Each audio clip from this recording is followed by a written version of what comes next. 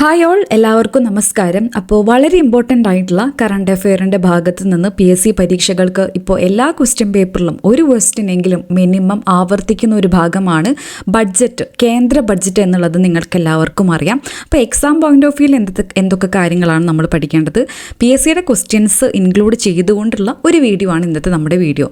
അപ്പോൾ നിങ്ങളിപ്പോൾ നടക്കുന്ന റീസെൻ്റ് ആയിട്ടുള്ള എക്സാംസ് ഒക്കെ അനലൈസ് ചെയ്യുന്ന ആൾക്കാരാണെങ്കിൽ നിങ്ങൾക്ക് ഓൾറെഡി മനസ്സിലായിട്ടുണ്ടാവും. ഇപ്പോൾ ഈ ക്വസ്റ്റ്യൻസ് ഒക്കെ നോക്കുകയാണെങ്കിൽ ബഡ്ജറ്റിൽ നിന്ന് ഇത്രയധികം ക്വസ്റ്റ്യൻസ് ഈ ഒരു ചെറിയ സമയത്തിനുള്ളിൽ വന്നു കഴിഞ്ഞു. അപ്പോൾ ഇനിയും നമുക്ക് ഇനി വരുന്ന എക്സാമുകളിൽ പ്രതീക്ഷിക്കാവുന്ന വളരെ ഇമ്പോർട്ടൻ്റ് ആയിട്ടുള്ള ഒരു ടോപ്പിക്കാണ് ബഡ്ജറ്റ് എന്ന് പറയുന്നത്. അപ്പം ഈ ഒരു 3 ക്വസ്റ്റ്യൻ ആദ്യം നിങ്ങൾക്ക് ആൻസർ ചെയ്യാം. ചിലപ്പോൾ പറ്റുന്നവരുണ്ടായിരിക്കാം, ചിലപ്പോൾ പറ്റാത്തവരുണ്ടായിരിക്കാം. ഈ ഒരു ക്ലാസ് കഴിയുമ്പോഴത്തേനും ഈ എല്ലാ ക്വസ്റ്റ്യൻസും നമുക്ക് ആൻസർ ചെയ്യാനായിട്ട് പറ്റണം. അതാണ് നമ്മുടെ ടാർഗറ്റ്. ഇത് മാത്രമല്ല, ഇനി PSC പരീക്ഷകൾക്ക് ഇനി ചോദിക്കാൻ പോകുന്ന ചോദ്യങ്ങളും ചിലപ്പോൾ കുഞ്ഞു കുഞ്ഞു കാര്യങ്ങളടക്കം ശ്രദ്ധിച്ചില്ലെങ്കിൽ ചിലപ്പോൾ നമ്മൾ പഠിച്ചൊരു ടോപ്പിക് ആണെങ്കിൽ പോലും നമുക്ക് ചിലപ്പോൾ ആൻസർ ചെയ്യാനായിട്ട് പറ്റില്ല. അതുകൊണ്ട് നമ്മൾ ആ ചോദ്യാർത്ഥാവിൻ്റെ ഒരു ഇതും കൂടെ മനസ്സിലാക്കിയിട്ട് വേണം എങ്ങനെയൊക്കെ ചോദ്യങ്ങൾ വരാം എന്നുള്ളത് ഈ ഒരു ക്വസ്റ്റ്യൻ നോക്കുമ്പോൾ നമുക്ക് മനസ്സിലാക്കാനായിട്ട് പറ്റും. I am Alisha and welcome to Alisize by Alisha. So ഇതിൻ്റെ ആൻസേഴ്സ് നമുക്കൊരു ഈ ഒരു വീഡിയോയുടെ അവസാനത്തേക്ക് ആൻസർ ചെയ്യാൻ പറ്റുന്നുണ്ടോ എന്നുള്ളത് നോക്കാം. ഓക്കെ, അപ്പോൾ എന്നാണ് 2025-26 കാലഘട്ടത്തിലെ കേന്ദ്ര ബഡ്ജറ്റ് എന്നാണ്, ആരാണ് പ്രഖ്യാപിക്കുന്നത്? വളരെ സിമ്പിളായിട്ടുള്ള ബേസിക് ആയിട്ടുള്ള ഈ ചോദ്യത്തിൻ്റെ ഉത്തരം 2025 ഫെബ്രുവരി 1-ാം തീയതി കേന്ദ്ര ധനമന്ത്രിയായിട്ടുള്ള നിർമ്മല സീതാരാമനാണ് പ്രഖ്യാപിച്ചേക്കുന്നത് അല്ലേ. അപ്പോൾ നിർമ്മല സീതാരാമൻ്റെ അവർ ഈ ഒരു കണ്ടിന്യൂസ് ആയിട്ട് ഏറ്റവും കൂടുതൽ ബഡ്ജറ്റ് അവതരിപ്പിക്കുന്നു എന്നൊരു റെക്കോർഡും കൂടെ ഉള്ളൊരു വ്യക്തിയും കൂടി ആയതുകൊണ്ട്, അവർ ഇത്രയധികം കാലം ധനമന്ത്രി പോസ്റ്റിൽ ഇരുന്നതുകൊണ്ടും നമുക്ക് അവരെക്കുറിച്ച് ജസ്റ്റ് ബേസിക്സ് ആയിട്ട് അറിഞ്ഞിരിക്കേണ്ട കുറച്ച് കാര്യങ്ങളുണ്ട്. അതായത് പ്രതിരോധ മന്ത്രിയായിട്ടും ധനമന്ത്രിയായിട്ടും ഫുൾ ഫ്ലെഡ്ജ് ആയിട്ട് ആ ഒരു പൊസിഷനിലെത്തുന്ന ആദ്യത്തെ വനിതാ മന്ത്രി കൂടിയാണ് ആര്? നിർമ്മല സീതാരാമൻ. അപ്പോൾ ആ സെൻറ്റൻസ് വളരെ ശ്രദ്ധിച്ച് കേൾക്കണം. ഇതിനു മുൻപ് പ്രതിരോധ മന്ത്രി, ഡിഫൻസ് മിനിസ്റ്റർ, അതുപോലെ ധനകാര്യമന്ത്രി, ഫിനാൻസ് മിനിസ്റ്റർ, ഈ പൊസിഷനിൽ ഇരുന്നിട്ടുള്ള കേന്ദ്രത്തിലെ അല്ലെങ്കിൽ ഇന്ത്യയുടെ വനിതാ മന്ത്രി എന്ന് പറയുന്നത് ഇന്ദിരാഗാന്ധിയാണ്. അപ്പോൾ അവർ നമുക്കറിയാം ഇന്ദിരാഗാന്ധി ഇന്ത്യയുടെ പ്രധാനമന്ത്രിയായിരുന്നു അല്ലേ. അപ്പോൾ അതിൻ്റെ കൂടെയുള്ള പോർട്ട്ഫോളിയോസിൻ്റെ ഭാഗമായിട്ടാണ് ഇന്ദിരാഗാന്ധി ആ ഒരു പൊസിഷനിൽ ഉണ്ടായിരുന്നത്. അതുകൊണ്ട് തന്നെ ഫുൾ ഫ്ലെഡ്ജ് ആയിട്ട് ആരാണ് ഈ ഒരു പൊസിഷനിൽ ഇരുന്നിട്ടുള്ളത്? ഇങ്ങനെ ഒരു സ്റ്റേറ്റ്മെൻ്റ് ആയിട്ട് തരികയാണെങ്കിൽ അതേതാണ്? പ്രതിരോധ മന്ത്രി ആയാലും ധനമന്ത്രി ആയാലും അങ്ങനെ ഒരു പൊസിഷനിൽ അങ്ങനെ ചോദ്യം ചോദിക്കുകയാണെങ്കിൽ അതിന് ഉത്തരം നിർമ്മല സീതാരാമനാണ്. അതല്ല, നോർമലി ചോദിക്കുകയാണെങ്കിൽ രണ്ടാമത്തെ വനിതയാണ്, ഫുൾ ഫ്ലെഡ്ജിലായിട്ടുള്ള ആദ്യത്തെ വനിത കൂടിയാണ് നിർമ്മല സീതാരാമൻ. ഓക്കെ, അപ്പോൾ 2025 ഫെബ്രുവരി 1-നാണ് ഈ വർഷത്തെ 2025-26 കാലഘട്ടത്തിലെ ബഡ്ജറ്റ് അവതരിപ്പിക്കപ്പെടുന്നത്. നിർമ്മല സീതാരാമൻ 8ാമത്തെ ബഡ്ജറ്റായിരുന്നു ഇത്. 8ാമത്തെ ബഡ്ജറ്റായിരുന്നു. 7 സമ്പൂർണ്ണ ബഡ്ജറ്റും ഒരു ഇടക്കാല ബഡ്ജറ്റ് അഥവാ ഇൻ്റരിയം ബഡ്ജറ്റുമാണ് നിർമ്മല സീതാരാമൻ അവതരിപ്പിച്ചിട്ടുള്ളത്. അപ്പോൾ മോദി സർക്കാരിൻ്റെ 3-ാം കാലഘട്ടത്തിലെ, മോദി 3.0 ആണല്ലേ നിലവിൽ, അവരുടെ 3-ാം കാലഘട്ടത്തിലെ ആദ്യ സമ്പൂർണ്ണ ബഡ്ജറ്റാണ് 2025-26 പ്രഖ്യാപിച്ചിട്ടുള്ള ഈ ഒരു ബഡ്ജറ്റ് എന്ന് പറയുന്നത്. അപ്പോൾ ഇതിന് മുൻപ് ഏറ്റവും കൂടുതൽ ബഡ്ജറ്റ് അവതരിപ്പിച്ചത് എന്നുള്ളൊരു ചോദ്യം വരികയാണെങ്കിൽ അതിൻ്റെ ഉത്തരം മൊറാർജി ദേശായിയാണ്. 10 തവണയാണ് ഏറ്റവും കൂടുതൽ ബഡ്ജറ്റ്. അപ്പോൾ 2 കാലയളവിലായിട്ടാണ് അദ്ദേഹം ധനമന്ത്രിയായിരുന്ന സമയത്താണ്, 2 കാലഘട്ടത്തിലായിട്ടാണ്, കണ്ടിന്യൂസ് അല്ല. ഏറ്റവും കൂടുതൽ ബഡ്ജറ്റ് അവതരിപ്പിച്ചത് ആരാന്ന് ചോദിച്ചിട്ടുണ്ടെങ്കിൽ മൊറാർജി ദേശായി 10 തവണയും നിർമ്മല സീതാരാമൻ രണ്ടാമതായിട്ട് 8 തവണയായിട്ടാണ് വരുന്നത്. തുടർച്ചയായി ഏറ്റവും കൂടുതൽ ബഡ്ജറ്റ് അവതരിപ്പിച്ചത് ആരാണ് എന്ന ചോദ്യത്തിന് ഉത്തരം ഏതാണ്?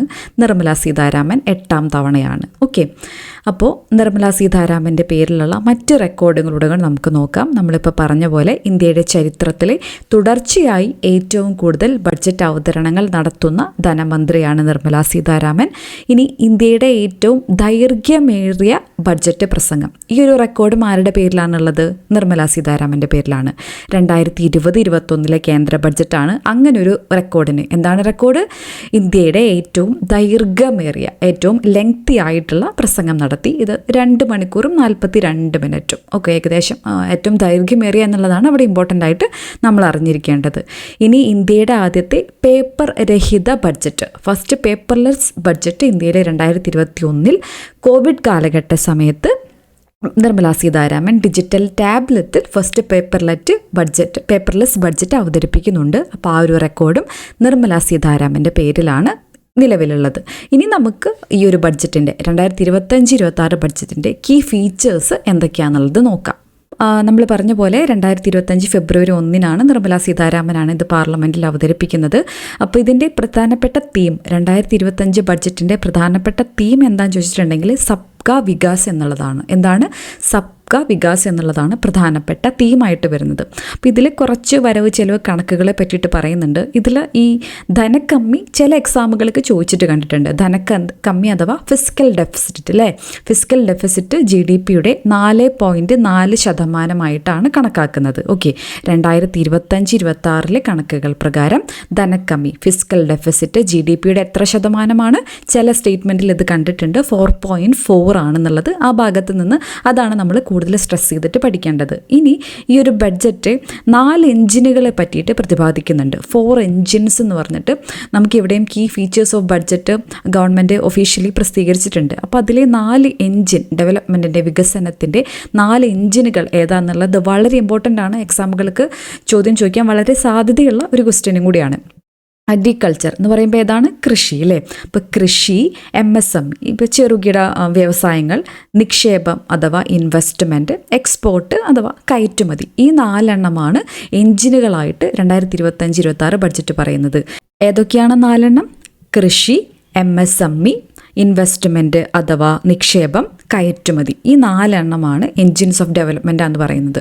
എന്നിട്ട് ഇതിൽ ഓരോന്നിൻ്റെയും അകത്ത് വരുന്ന കാര്യങ്ങളൊക്കെ ഇതിൻ്റെ അകത്ത് ഡീറ്റെയിൽ ആയിട്ട് പറയുന്നുണ്ട്. അതിനു മുന്നേ ഈ ഒരു ബഡ്ജറ്റിൽ വികസിത ഭാരതമാണ് ലക്ഷ്യം എന്ന് നമ്മൾ പറഞ്ഞു അല്ലേ. ഇപ്പോൾ ഈ വികസിത ഭാരതത്തിൻ്റെ അഭിലാഷങ്ങൾ എന്ന് പറഞ്ഞ് ഒരു 5 പോയിൻറ്റ്സ് ഉണ്ട്. അപ്പോൾ ഏതൊക്കെയാണ് ഈ 5 പോയിൻറ്റ്സ് എന്ന് നോക്കാം. ആക്സിലറേറ്റ് ഗ്രോത്ത്, അതായത് വളർച്ച ത്വരിതപ്പെടുത്തുക. അപ്പോൾ ഇത് ചെറിയൊരു കണക്ട് ചെയ്തിട്ട് നമുക്ക് പഠിക്കാം. എന്തായാലും ബഡ്ജറ്റ് എന്നൊക്കെ പറയുമ്പോൾ വികസനത്തിന് വേണ്ടിയിട്ടുള്ളതാണ്. വികസനത്തിനുമായി ബന്ധപ്പെട്ട കുറച്ച് കീവേഡ്സ് ഉണ്ടായിരിക്കും എന്നുള്ളത് നമുക്ക് ഓപ്ഷനിൽ ഏതൊക്കെയാണ് ഇതിൽ വരാത്തത് എന്നുള്ള രീതിയിലൊക്കെ ആയിരിക്കും കൂടുതലും ചോദിക്കുക. അപ്പോൾ ആക്സിലറേറ്റ് ഗ്രോത്ത് നമ്മൾ ഈ 5 ഇയർ പ്ലാൻസ് ഒക്കെ പഠിക്കുമ്പോൾ അതിൻ്റെയൊക്കെ ഇമ്പോർട്ടൻ്റ് ആയിട്ടുള്ള ലക്ഷ്യം ഒക്കെ ആയിട്ട് നമ്മൾ എപ്പോഴും കേൾക്കുന്ന ഈ ടേംസുകളാണ് ഈ ഗ്രോത്ത്, ഡെവലപ്മെൻറ്റ് എന്നുള്ളതൊക്കെ. അപ്പോൾ ആക്സിലറേറ്റ് ഗ്രോത്ത്, വളർച്ച ത്വരിതപ്പെടുത്തുക എന്നുള്ളതാണ് ഒന്നാമത്തെ അഭിലാഷം എന്ന് പറയുന്നത്.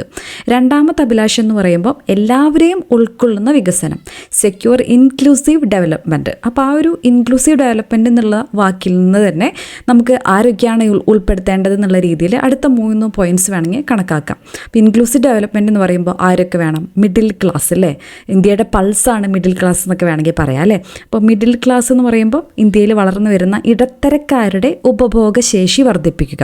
Enhance spending power of India's rising middle class. Okay, അപ്പോൾ നമ്മളിങ്ങനെ കണക്ട് ചെയ്യാൻ വേണ്ടിയിട്ട് ഗ്രോത്താണ് ഈ ഒരു ഇതിൻ്റെ ലക്ഷ്യം. അപ്പോൾ ഗ്രോത്ത് എന്ന് പറയുമ്പോൾ എല്ലാവരുടെയും ഡെവലപ്മെൻറ്റിലൂടെയാണ് ഈ ഗ്രോത്ത് നമുക്ക് അച്ചീവ് ചെയ്യാനായിട്ട് പറ്റുക. അപ്പോൾ ആരുടെയൊക്കെ ഡെവലപ്മെൻറ്റ് വേണം? മിഡിൽ ക്ലാസ്സിൻ്റെ. ആ കീവേഡ്സ് മാത്രം അറിഞ്ഞിരിക്കാൻ വേണ്ടിയിട്ട് പറയാണ്.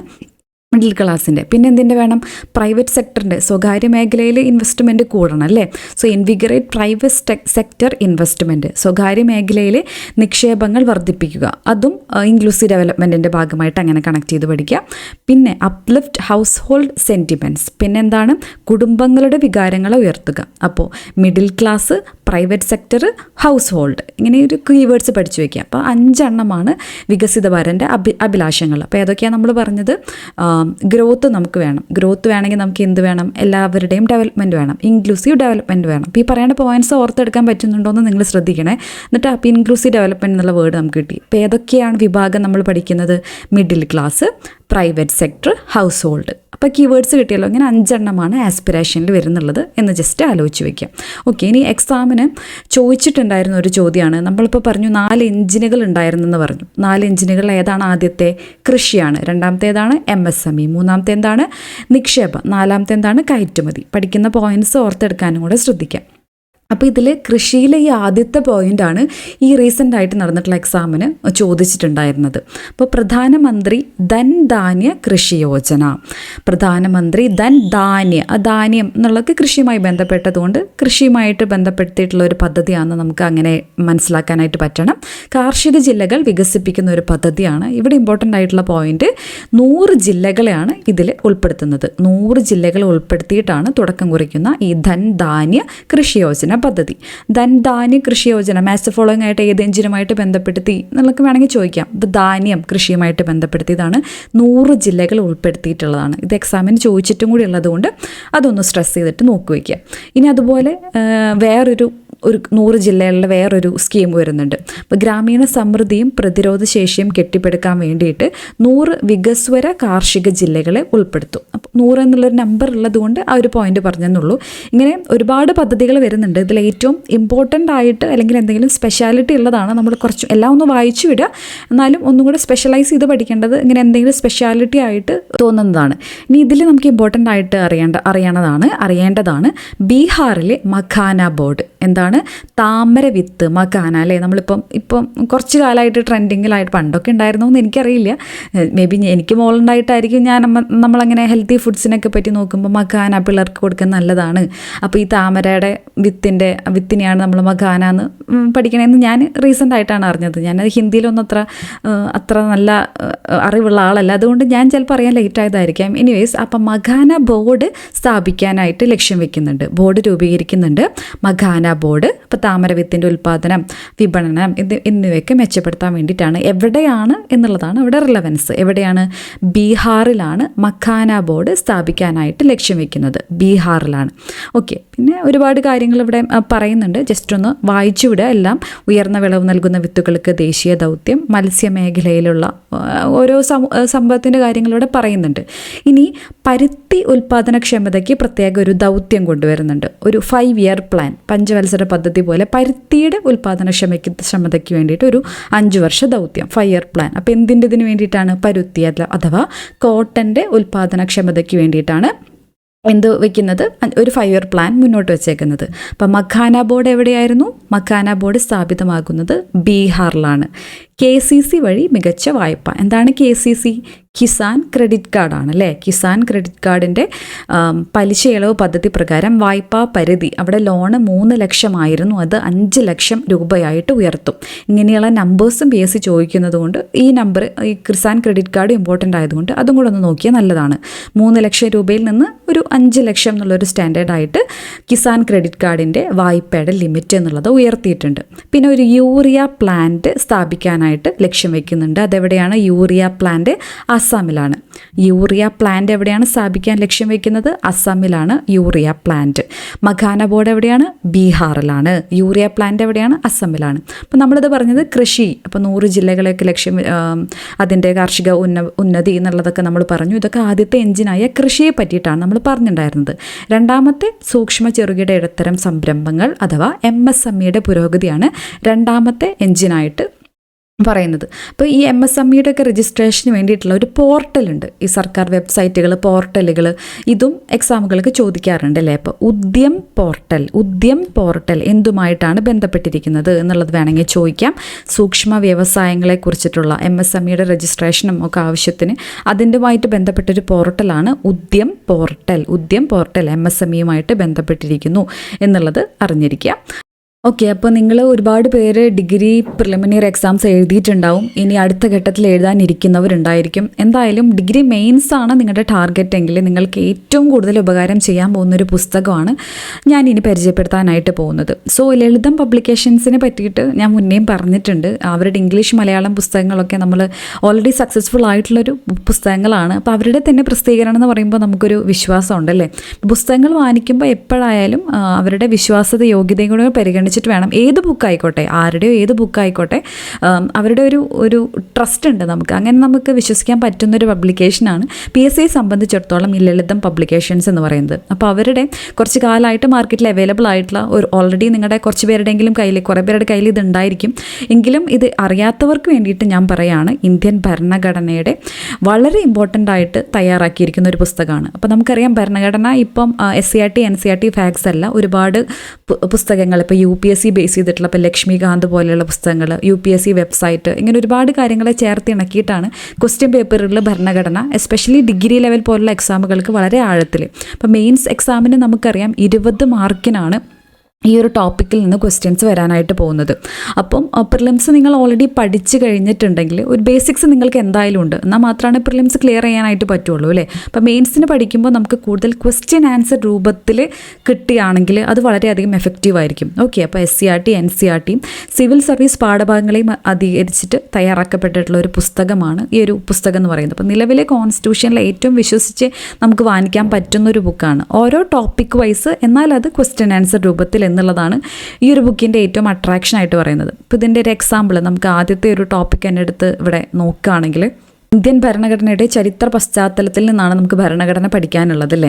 അപ്പം ഇവിടെ ഒരു ചോദ്യമായിട്ട് വരുമ്പോൾ പലപ്പോഴും നമുക്ക് ആൻസർ ചെയ്യാനായിട്ട് പറ്റുന്നില്ല എന്നുള്ളതാണ് നമ്മളെല്ലാവരും നേരിടുന്ന വെല്ലുവിളി. നമ്മൾ പഠിച്ചിട്ടുണ്ടായിരിക്കും, പക്ഷെ ചോദ്യമായിട്ട് കാണുമ്പോൾ നമുക്ക് കൺഫ്യൂഷൻ വരും. അപ്പോൾ അങ്ങനെയുള്ള കൺഫ്യൂഷൻ ഉള്ളവർക്ക് അതൊക്കെ ഒന്ന് സെറ്റാക്കി എടുക്കാൻ, ചോദ്യം വരുമ്പോൾ എങ്ങനെ എഴുതാം എന്നുള്ളതാണ്. സ്വാതന്ത്ര്യത്തിന് മുമ്പുള്ള ബ്രിട്ടീഷ് കാലഘട്ടം ഏതൊക്കെ തരത്തിൽ വിഭജിക്കപ്പെട്ടിരിക്കുന്നു, എല്ലാം ഇങ്ങനെ ചോദ്യോത്തരത്തിൽ, പിന്നെ അതിൻ്റെ വളരെ ഡീറ്റെയിൽ ആയിട്ടുള്ള എക്സ്പ്ലനേഷൻ.